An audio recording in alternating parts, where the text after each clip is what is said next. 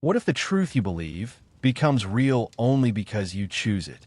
Not because it's proven, not because it's certain, but because without that belief, you wouldn't act at all. William James built his entire philosophy on this idea, that sometimes belief comes before proof. And once you understand why, it changes how you see reality, choice, and even your own life. William James was born in 1842 into a world that was beginning to question the stability of its own foundations.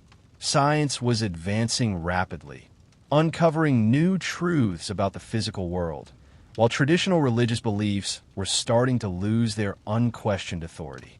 The gap between what could be measured and what could be believed was widening, and within that gap, a deeper uncertainty began to form. People were no longer asking only what is true, but how truth itself should be understood. Into this environment came a thinker who would refuse to choose sides, not fully accepting rigid scientific determinism, and not returning to unquestioned faith, but instead attempting to understand how human experience itself shapes what we call reality. He was born into an intellectually rich and somewhat unconventional family. His father was deeply interested in philosophy and theology, exposing him from an early age to a wide range of ideas. This environment did not impose a single worldview, but encouraged exploration, discussion, and even disagreement. As a result, his early life was marked not by certainty, but by openness. He learned to engage with ideas without immediately committing to them, a habit that would define his entire approach to philosophy. His education was broad and somewhat unsettled. He studied art at one point, then turned toward science, eventually enrolling in medical school at Harvard. This shifting path reflects something important about his character. He was not driven by a single clear direction, but by a persistent curiosity. He was searching not for a career, but for a way of understanding the world that felt complete. During his time studying medicine, he became deeply engaged with physiology and the workings of the human body. This gave him a strong grounding in scientific thinking, an appreciation for observation, evidence, and structure. But at the same time, he began to encounter a problem that science alone could not resolve. Understanding how the brain works does not necessarily explain how experience feels.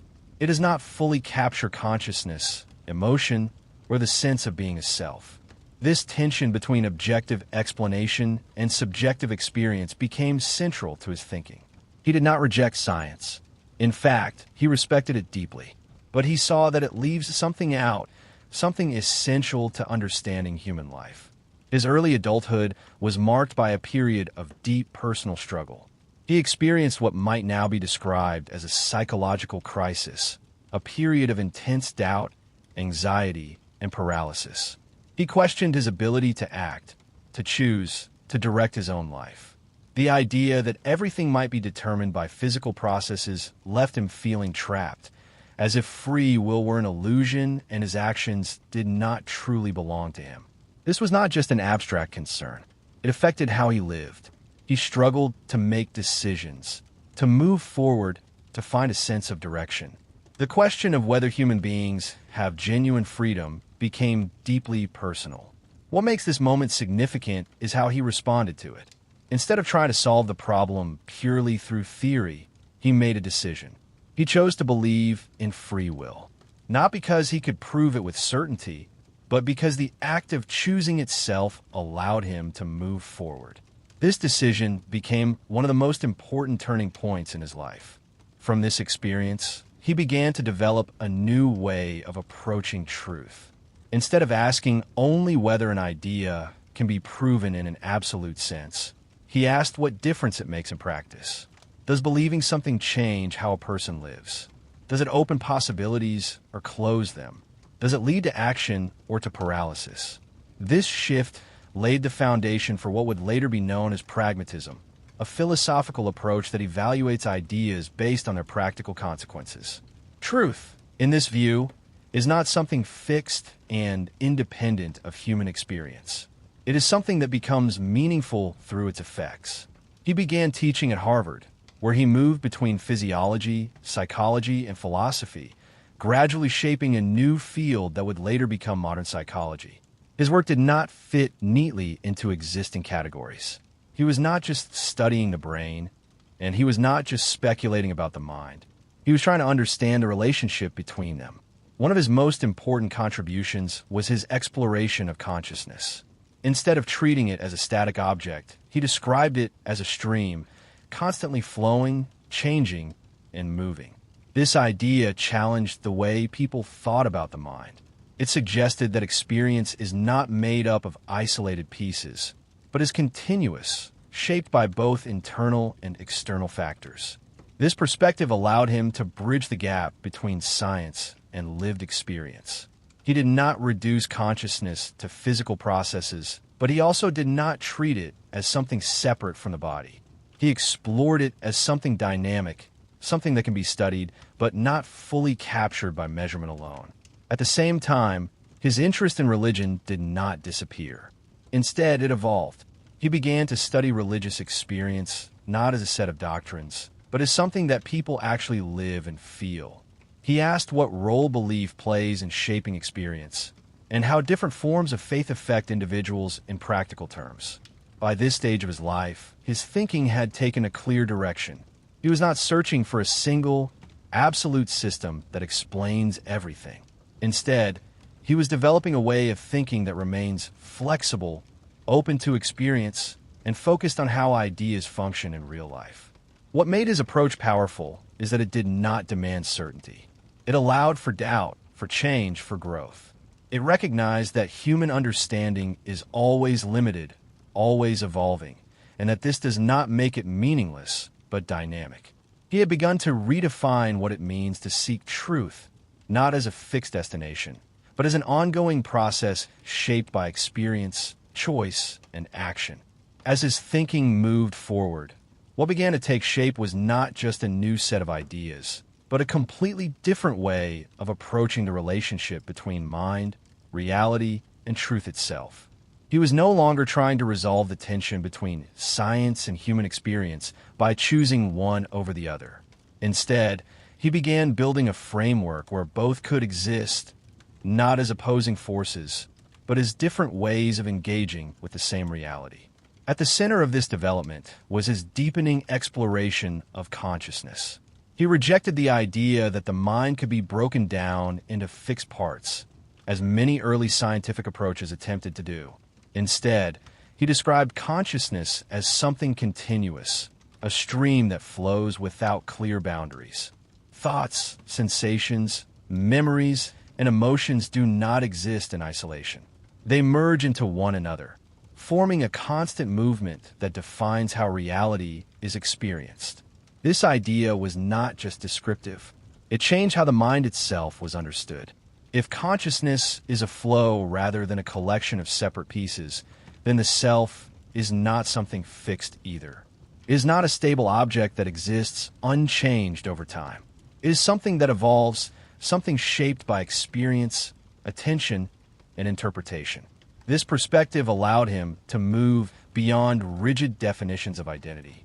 A person is not simply what they were in the past, nor are they completely defined by their present state. They are a process, something that unfolds over time. This made his approach to psychology more flexible and more aligned with lived experience, where change is constant and rarely follows a simple pattern. At the same time, he began to examine the role of attention in shaping reality. Out of the countless stimuli that surround a person at any given moment, only a small portion enters conscious awareness. What a person chooses to focus on becomes their reality in a practical sense. This means that reality is not just something external that is passively received. It is actively shaped by where attention is directed. This insight had far-reaching implications. It suggested that individuals are not simply observers of the world, but participants in how it is experienced. Two people can exist in the same environment and perceive it differently, not because the world itself has changed, but because their attention and interpretation differ. From here, his philosophy moved more deeply into the nature of truth. Traditional philosophy often treated truth as something fixed, something that exists independently of human experience and must be discovered in its pure form.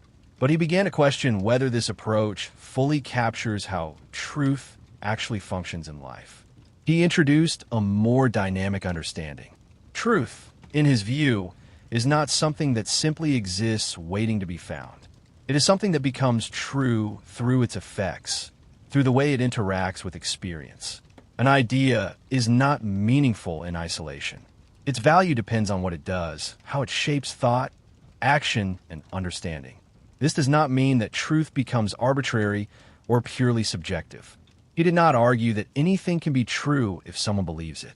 Instead, he suggested that truth is tested through experience. Ideas must prove themselves over time, through their ability to work within the world, to provide coherence, to guide action in a way that aligns with reality as it is encountered. This approach allowed him to avoid the extremes of both absolute certainty and complete relativism. Truth is not fixed and unchanging, but it is also not entirely fluid. It exists within a process, something that develops, adapts, and stabilizes through use and verification.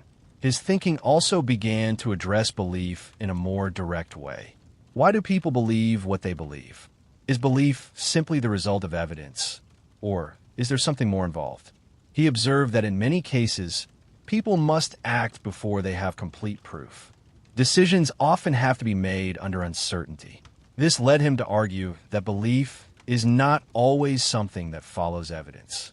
Sometimes belief comes first, enabling action that would otherwise be impossible. This is especially true in areas like religion, morality, and personal commitment, where waiting for absolute proof may prevent any decision from being made at all. He explored this idea in his reflections on what he called the will to believe, the idea that in certain situations, it is reasonable, even necessary, to choose a belief when the evidence is not tied, but the decision itself has real consequences. This was not an argument for blind faith, but for recognizing that human life often requires commitment before certainty.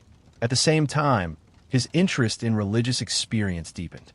Rather than focusing on doctrines or institutional structures, he turned his attention to individual experience. What does it feel like to believe? How does religious experience affect a person's life? What changes does it produce in behavior, perception, and understanding? He approached these questions with the same openness that defined his broader philosophy. He did not attempt to prove or disprove religion in an absolute sense. Instead, he examined its effects, treating it as a real and significant part of human experience that deserves to be understood on its own terms. This approach allowed him to engage with religion without reducing it to superstition or elevating it to unquestionable truth. It became something to be studied, something that can be meaningful without requiring universal agreement.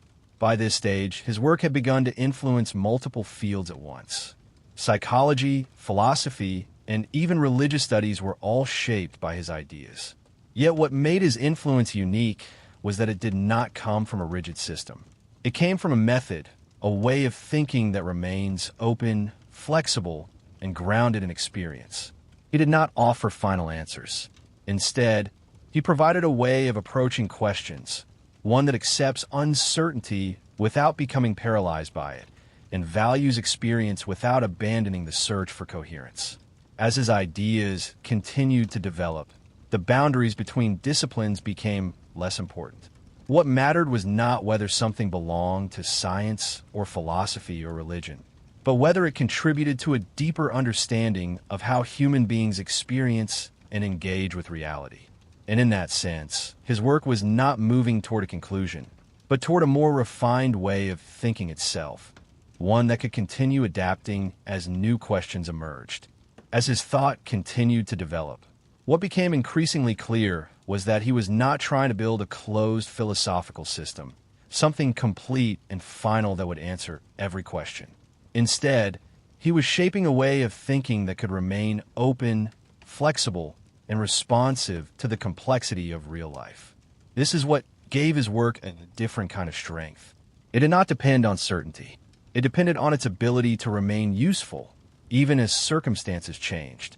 By this stage, his ideas about truth, belief, and experience began to expand into a broader understanding of how human beings navigate reality as a whole.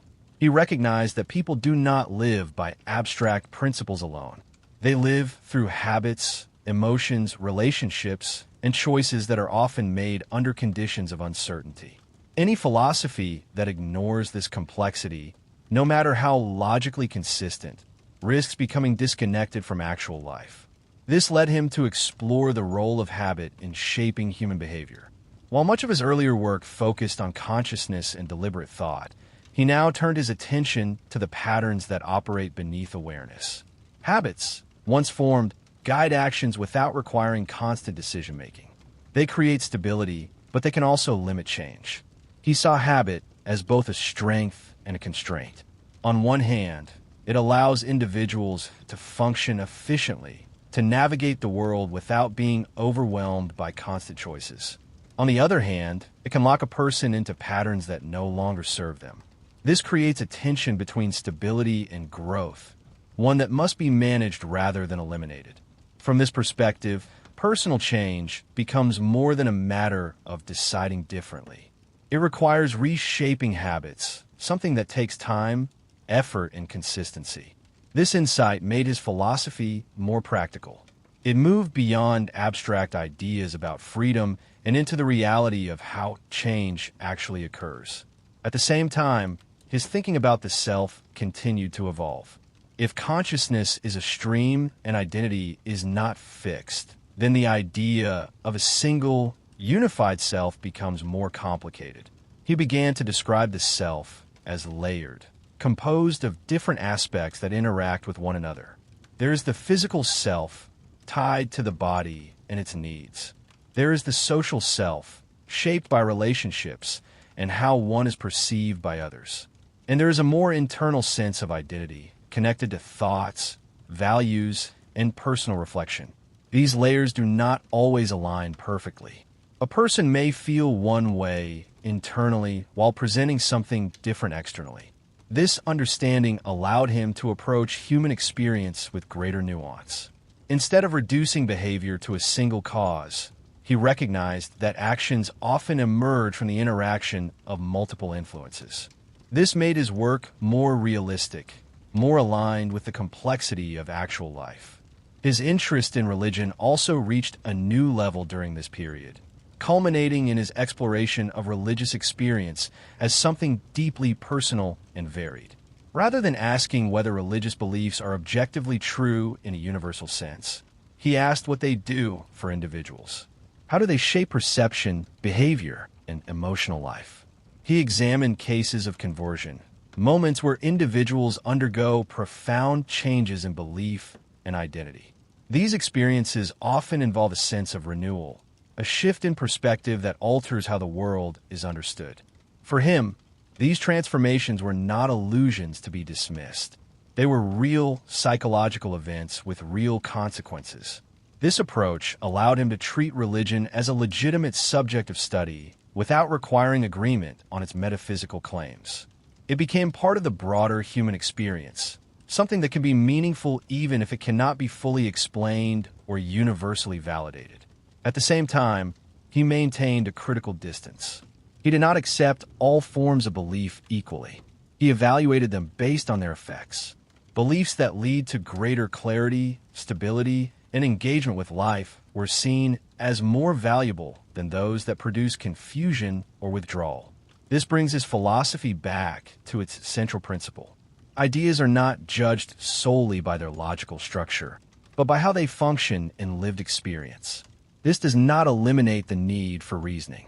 It places reasoning within a broader context, one that includes emotion, action, and consequence. As his influence grew, his ideas began to spread beyond academic circles. Thinkers, psychologists, and even ordinary readers found something accessible in his work. It did not require specialized knowledge to understand. It spoke directly to the way people experience their own lives. What made his approach especially powerful was its balance. It did not dismiss science, but it did not reduce everything to it. It did not reject religion, but it did not accept it uncritically. It did not deny uncertainty, but did not allow uncertainty to become an excuse for inaction. By this stage, his philosophy had become a kind of bridge. It connected different ways of understanding the world, showing that they do not have to be in complete conflict. Science, philosophy, and personal experience can all contribute to a broader understanding, even if they do not fully align. Yet within this balance, there remains a quiet challenge. If truth is something that develops through experience, if belief plays a role in shaping reality, and if certainty is never complete, then each individual must take responsibility for how they think and act. There is no final authority that removes this responsibility. This makes his philosophy both empowering and demanding. It gives individuals the freedom to engage with ideas in a flexible way, but it also requires them to remain attentive, to question, to evaluate, and to adjust as they move through life. And in that sense, his work does not lead to a final conclusion. It leads to a way of living, one that remains open, reflective, and deeply connected to the reality of human experience as it unfolds. As his life moved into its final years, the tone of his thinking did not become narrower or more rigid. Instead, it widened, becoming more reflective, more aware of the full complexity of human experience. What he had built over time was not a fixed doctrine, but a living philosophy, one that could adapt, respond, and continue to evolve as new questions emerged. And in these later years, he began to look back at his own work with a kind of quiet clarity, not as something complete, but as something that had opened a path rather than closed one. He had by now established himself as one of the central figures in both psychology and philosophy. Yet his influence did not come from authority in the traditional sense. It came from the way his ideas resonated with real experience. He spoke in a way that did not feel distant or abstract. Instead, his thinking remained close to life, grounded in the everyday struggles, uncertainties, and decisions that define human existence. One of the most important developments in this final stage of his thought was his deepening commitment to what he called a pluralistic view of reality. Rather than seeing the world as a single unified system governed by one ultimate principle, he began to emphasize its diversity, its openness, and its incompleteness. Reality, in his view, is not finished. It is still in the process of becoming. This idea carries profound implications. If reality is not fixed, then the future is not predetermined. It remains open, shaped in part by human action, by the choices individuals make, and by the beliefs they hold. This stands in contrast to deterministic views that treat the world as something already decided, where every event follows inevitably from prior causes. For him, this openness was not just a theoretical position. It was something that could be felt in the way life is experienced. Uncertainty is not simply a limitation of knowledge. It is a feature of reality itself. And within that uncertainty lies possibility. This perspective gave his philosophy a different kind of energy. It was not about discovering a final truth that ends all questioning. It was about participating in an ongoing process where understanding continues to develop and where human involvement matters. At the same time, he continued to explore the nature of belief with even greater depth. He recognized that belief is not just an intellectual position. It is something that shapes perception, directs attention, and influences action. What a person believes affects what they notice, how they interpret events, and what they consider possible. This means that belief is not passive. It plays an active role in shaping reality as it is experienced. This does not imply that reality can be changed arbitrarily by belief alone, but it does suggest that the way reality is encountered is deeply connected to the mindset of the individual. He also became more attentive to the limits of human understanding. Despite all his work, he did not claim to have resolved the deepest questions about existence. Instead, he acknowledged that there are aspects of reality that remain beyond complete explanation. This did not lead him to abandon inquiry, but to approach it with humility. This humility is a defining feature of his later work. He did not present his ideas as final truths, but as contributions to an ongoing conversation. He invited others to engage, to question, and to build upon what he had started. His reflections on religion also reached a more mature stage. Rather than focusing only on individual experiences or specific beliefs, he began to consider the broader role of religion in human life. He saw that for many people, religion provides not just answers, but a framework for meaning, a way of organizing experience and making sense of uncertainty. He did not reduce religion to illusion, nor did he elevate it beyond criticism. Instead, he treated it as one of the many ways human beings respond to the complexity of existence. Its value, like that of any belief system, depends on how it functions in life, whether it supports growth, resilience, and engagement, or whether it restricts and limits understanding. As his health began to decline, there was no dramatic shift in his philosophy. He did not retreat in his certainty or abandon the openness that had defined his thinking. If anything, his awareness of life's limits reinforced his commitment to the idea that understanding is always partial, always evolving. He faced his final years with the same approach that had guided his life, not seeking absolute answers, but remaining engaged with the questions, not trying to control what cannot be controlled, but participating as fully as possible in the experience of living. He died in 1910, leaving behind a body of work that continues to influence how people think about mind, belief, and reality. But his legacy is not contained in any single idea. It lies in the way he changed the approach to thinking itself. He showed that it is possible to take both science and experience seriously, without reducing one to the other. He demonstrated that truth can be understood as something dynamic, something that develops through interaction with the world. And he made clear that uncertainty is not something to be eliminated, but something to be worked with. What remains most powerful about his work is the sense that it does not close off possibilities. It keeps them open. It encourages a way of thinking that is flexible without being vague, grounded without being rigid. In the end, his philosophy leaves behind a quiet but persistent challenge.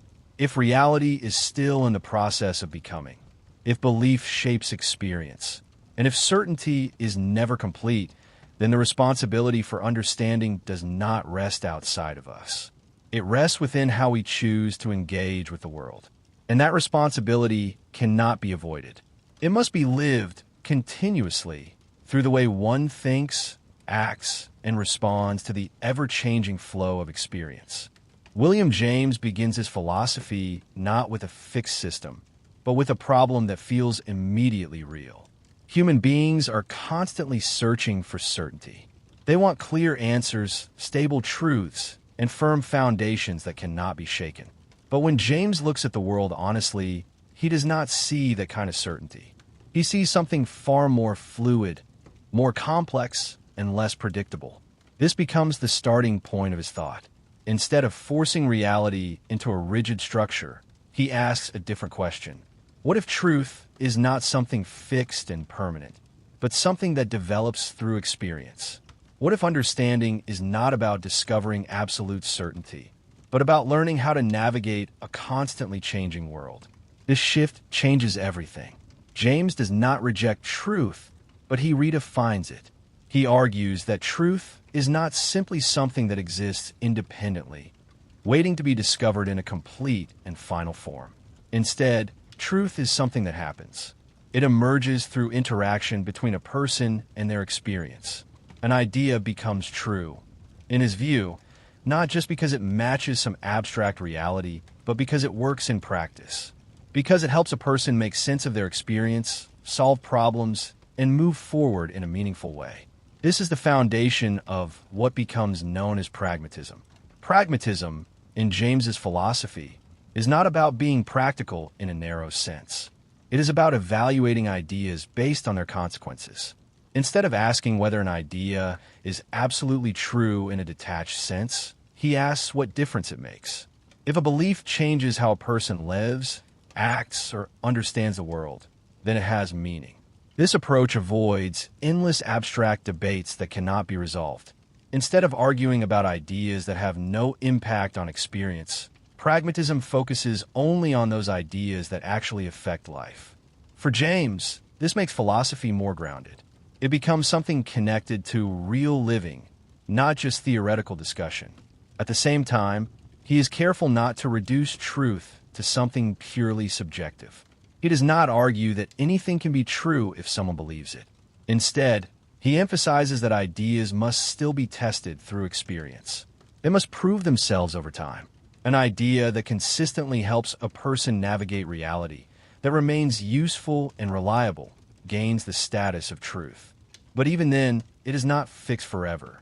It can be revised if new experiences show its limits. This creates a dynamic understanding of truth. It is not something that is completed once and for all. It is always open to change as experience grows. This view reflects a deeper belief that reality itself is not static. James sees the world as something in motion, constantly developing rather than existing in a finished state. Because of this, human knowledge must also remain flexible. Another important part of his philosophy is his focus on experience. He believes that philosophy should begin with what is directly experienced, rather than abstract assumptions. When people try to explain the world, they often simplify it. They create categories, systems, and definitions that make things easier to understand. But in doing so, they often lose the richness of actual experience. James wants to return to that richness. He emphasizes that experience is not neatly organized. It is continuous, complex, and sometimes contradictory. Any philosophical system that ignores this complexity risks becoming disconnected from reality. This leads him to challenge strict forms of rationalism, which try to explain everything through fixed principles and logical structures. While he values reason, he does not believe it can capture the full depth of human experience. There are aspects of life that go beyond pure logic. Emotions, instincts, and personal perspectives all play a role in how people understand the world. Ignoring these elements creates an incomplete picture. Because of this, James develops a more inclusive approach. He allows for multiple ways of understanding reality, as long as they connect meaningfully to experience. This openness becomes especially important when he turns to the topic of belief. People often hold beliefs that cannot be proven with complete certainty, especially in areas like religion, morality, and personal purpose.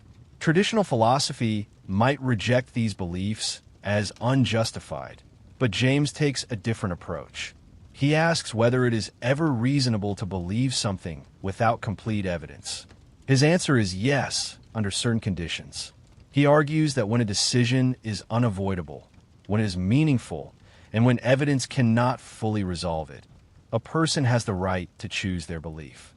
This is what he calls the will to believe. This idea is not about ignoring evidence or believing anything without reason.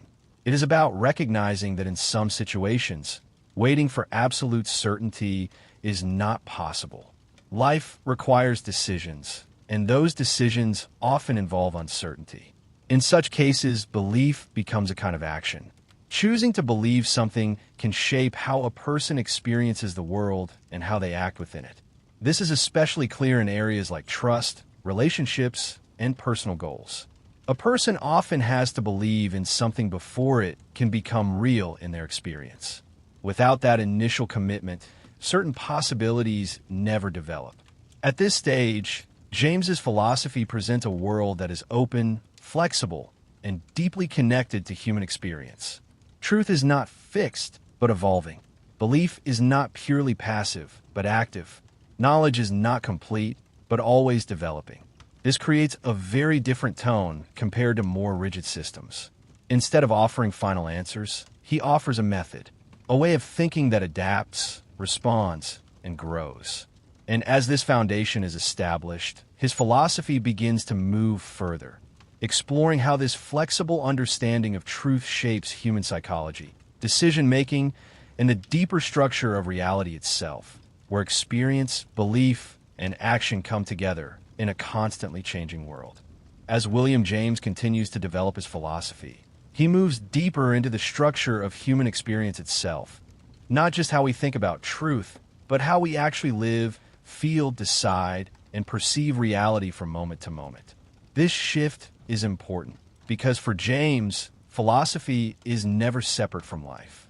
It must explain not only abstract ideas, but the full complexity of being human. He begins to examine consciousness. And here he introduces one of his most influential ideas, the concept of the stream of consciousness. Instead of seeing the mind as a collection of separate thoughts or fixed units, he describes it as a continuous flow. Thoughts do not come in isolated pieces. They move, blend, shift, and transform into one another without clear boundaries. This idea challenges earlier views that try to break the mind into simple elements.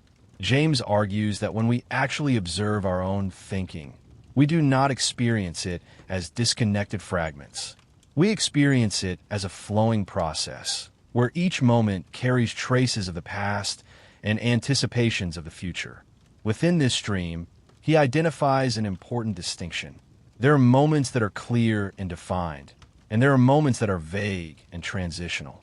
He sometimes describes these as the substantive parts and the transitive parts of thought.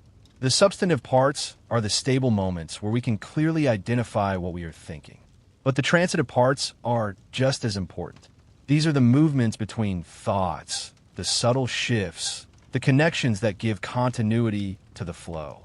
Most philosophical systems, he argues, focus only on the clear, definable parts and ignore the transitions. But without these transitions, thought would not make sense. It would be a series of disconnected points with no continuity. By emphasizing the full flow of consciousness, James presents a more accurate picture of how the mind actually works.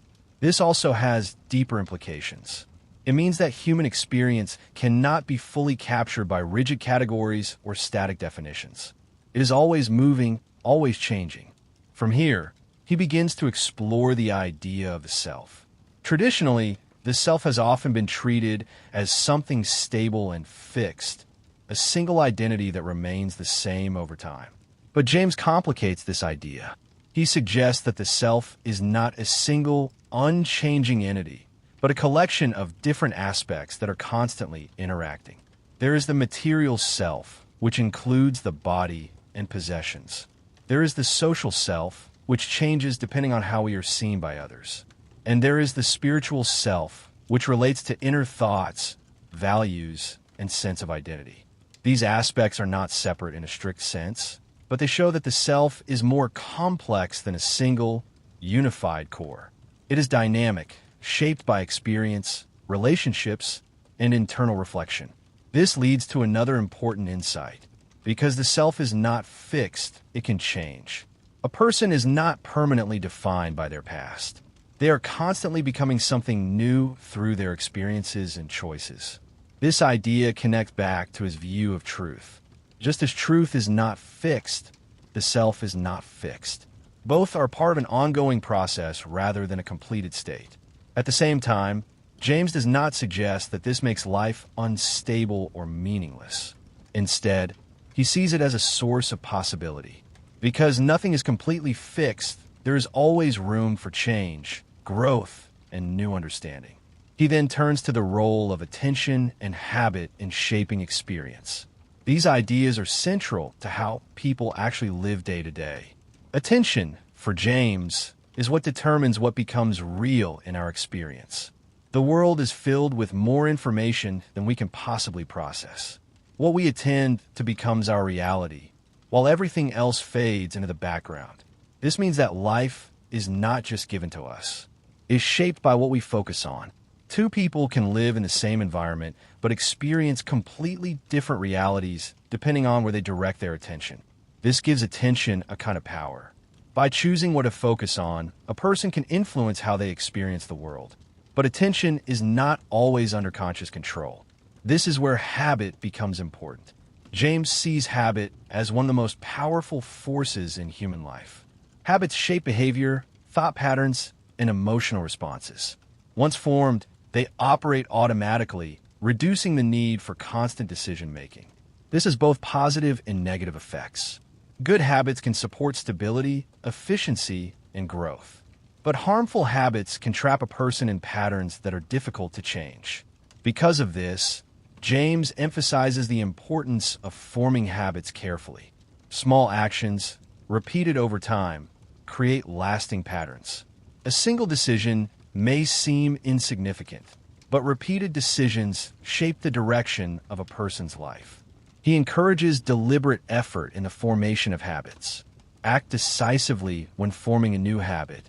Repeat the desired behavior consistently. Avoid exceptions that weaken the pattern.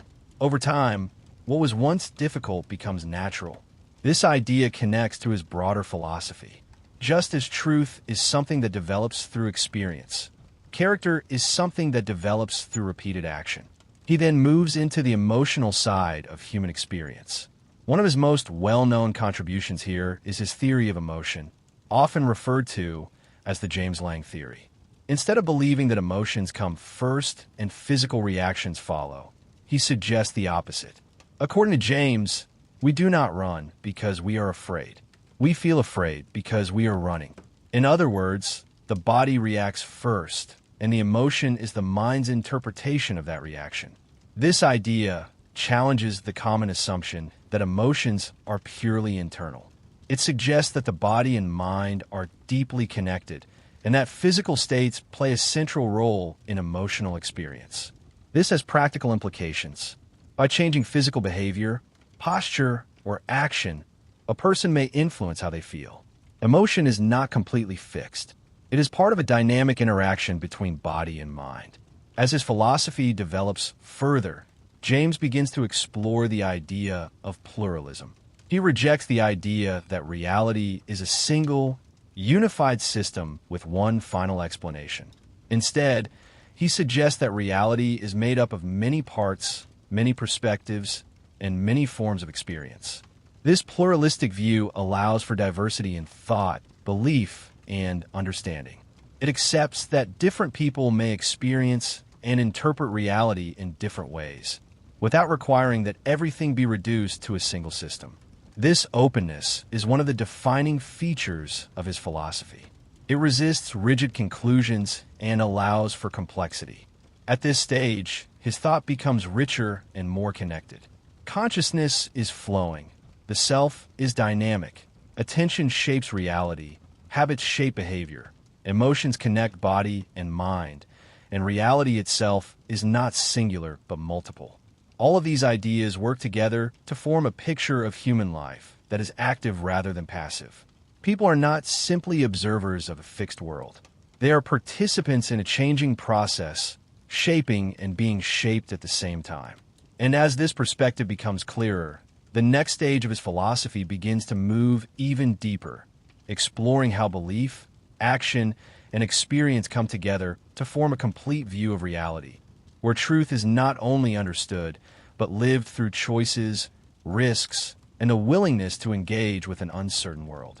As William James's philosophy moves into its deeper stage, it begins to bring together everything he has developed so far and pushes it into the most human part of existence, the place where thought turns into decision and decision turns into life. At this point, his ideas are no longer just about understanding truth or describing the mind, but about how a person actually moves forward in a world that is uncertain, open, and constantly changing. He returns again to the problem of belief, but now with greater intensity. If truth is not fixed, if the self is constantly evolving, and if experience is always incomplete, then every important decision in life must be made without absolute certainty. This is not a temporary problem that can be solved with more knowledge. It is a permanent condition of human life. James recognizes that this creates a kind of tension. On one hand, people want evidence before they believe something. On the other hand, life often requires belief before evidence can fully appear. Waiting for complete proof can mean never acting at all.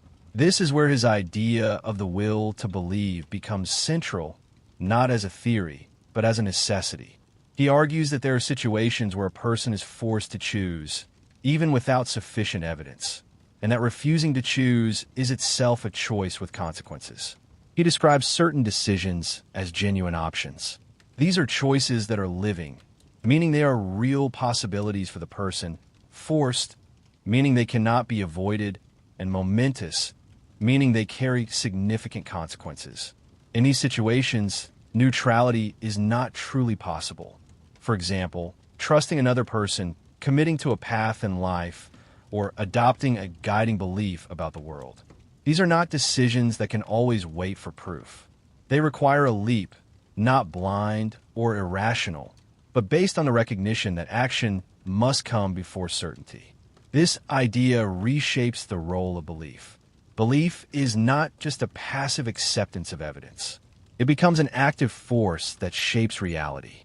By choosing to believe something, a person changes how they act, and through action, they change what becomes possible. James illustrates this with simple but powerful examples.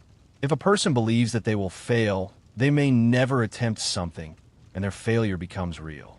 If they believe success is possible, they act differently, and that belief helps create the conditions for success. In this way, belief is not detached from reality. It participates in creating it. At the same time, he does not suggest that belief should ignore evidence completely. He maintains a balance. In areas where evidence can decide, it should be followed. But in areas where evidence is incomplete and action is required, belief has a legitimate role. This balance allows him to avoid both extremes. He does not fall into rigid skepticism that refuses to act, nor into blind faith that ignores reality. Instead, he creates a middle path where belief and evidence interact. From here, James moves into one of the most profound aspects of his philosophy, the idea that reality itself is still in the making. He rejects the view that the universe is a finished system with everything already determined. Instead, he sees it as something open, something that is still being shaped. This idea is sometimes described as a pluralistic universe. Reality is not a single, closed structure. It is made up of many parts, many processes, many perspectives, all interacting and developing over time. In this kind of universe, human action matters in a real way. It is not just a small detail within a fixed system. It contributes to how things unfold. Choices are not illusions.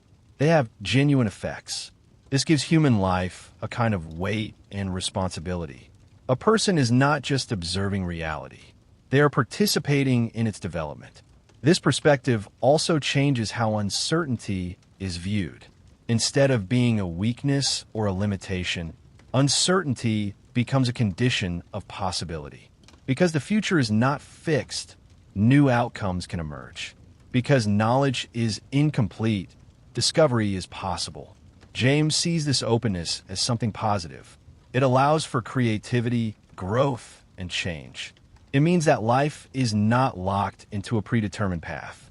At the same time, this openness requires courage. Without certainty, a person must be willing to act without guarantees. They must accept the risk that comes with decision. This brings him back to the practical side of his philosophy. He is not only describing how things are, but how a person should live within this kind of world. He suggests that a meaningful life involves engagement rather than withdrawal. Instead of waiting for perfect knowledge, a person should act, experiment, and learn through experience. Life becomes a process of testing ideas, adjusting beliefs, and moving forward. This is where pragmatism becomes fully active. Ideas are not just judged in theory, but in practice. A belief proves itself by how it works in life, how it helps a person navigate challenges, and how it shapes experience over time. He also emphasizes the importance of energy and effort. A passive approach to life does not fit his philosophy. Because reality is still in the making, a person must participate actively. Their effort contributes to what becomes real. This leads to a kind of moral dimension, not in the sense of fixed rules, but in the sense of responsibility for one's choices. Since actions have real effects, a person must consider how they act and what they contribute to the world. At this stage, James's philosophy becomes both empowering and demanding. It gives the individual freedom, but it also gives them responsibility. There is no fixed path to follow, but there is also no escape from the need to choose. Another important idea that emerges here is the role of risk. To live fully, according to James, is to accept that risk cannot be eliminated. Every meaningful decision involves uncertainty. Trying to avoid all risk leads to inaction and missed possibilities. He suggests that a certain willingness to risk is necessary for growth. Without it, life becomes limited and closed. With it, new experiences and outcomes become possible. This does not mean reckless behavior.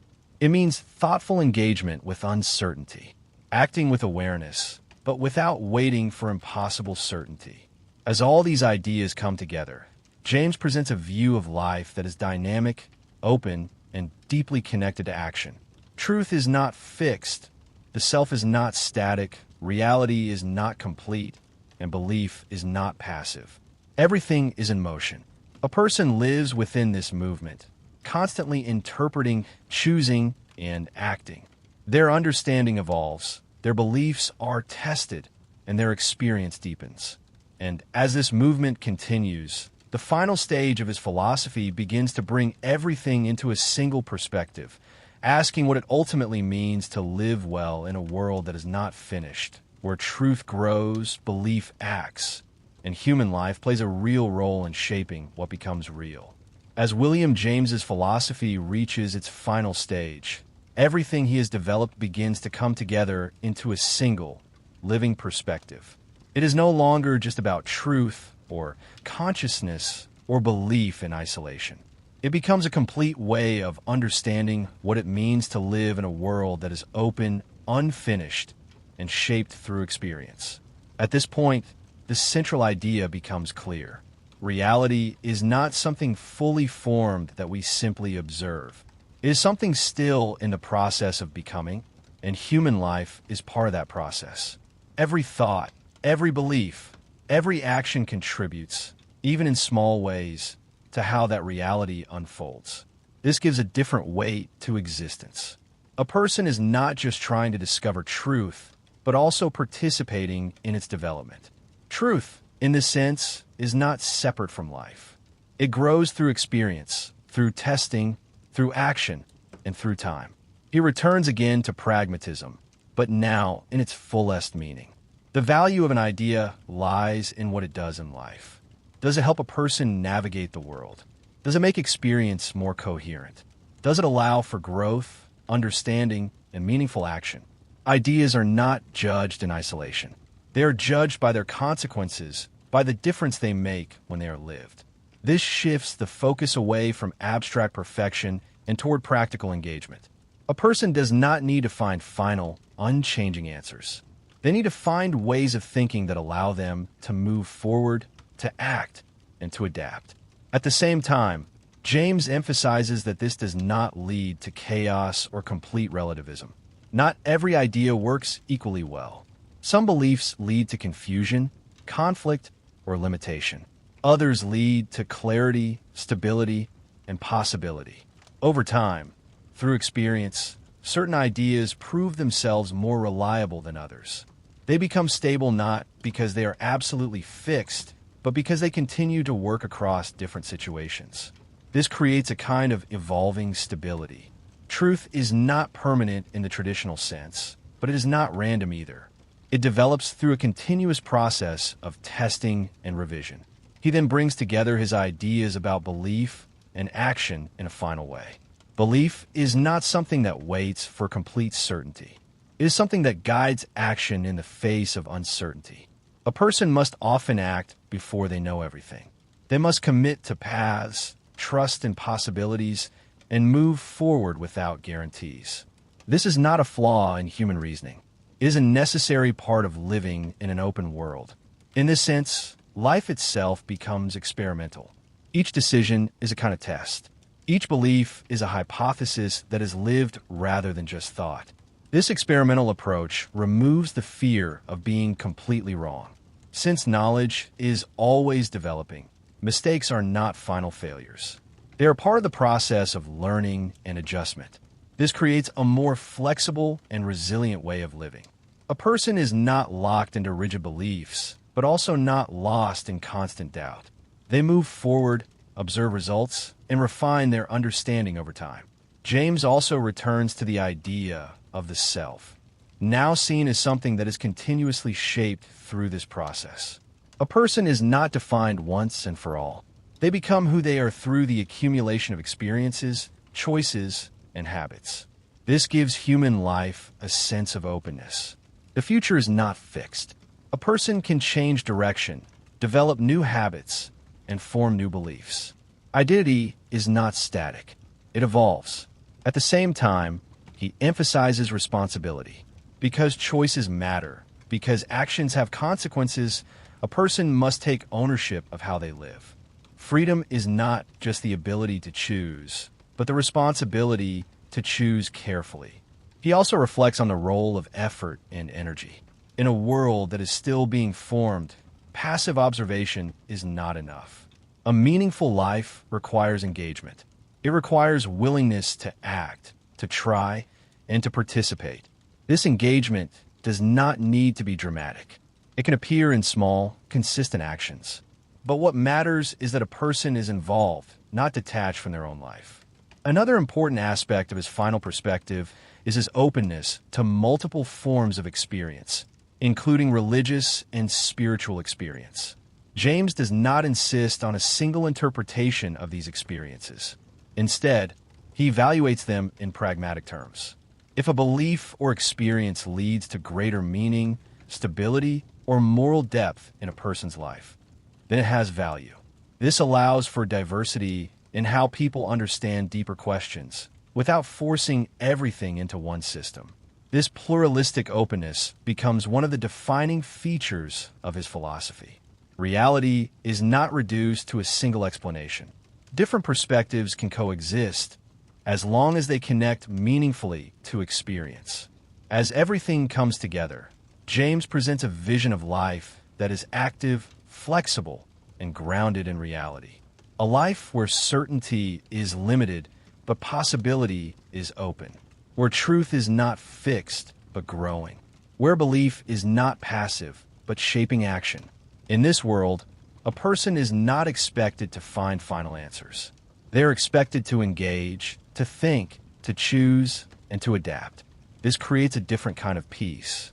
Not the peace of certainty, but the peace of participation. A sense that even without complete answers, one can still live meaningfully, act responsibly, and move forward with clarity. In the end, William James does not give a closed system or a final conclusion. He offers something more flexible and more alive. A way of thinking that stays connected to experience. A way of living that accepts uncertainty without being paralyzed by it. And a way of understanding truth as something that grows through the ongoing interaction between mind, action, and the ever-changing world.